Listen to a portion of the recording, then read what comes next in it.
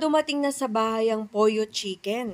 At dahil Mami Vlogger, Mami Binyo, ipapakita ko muna sa inyo na merong curry leaf oil muna na ipinapahid dito sa ating salted egg flavor na whole chicken. At dagdag pasarap pa dahil ito na nga inilagay na natin ang salted egg powder. Kapartner pa niya ng kanilang signature fried rice. At sinimulan ko na nga kainin ito at kitang-kita nyo naman kung gaano kasarap. Napakamay pa ako. At ayan na nga, kita nyo naman, buto na lang natira.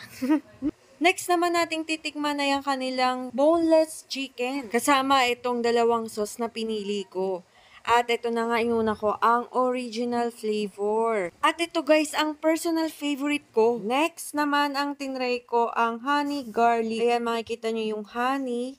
Sinawsaw ko dyan at nilagyan ng caramelized garlic, kaya mas pinasarap. Ito naman ang favorite ni Daddy B.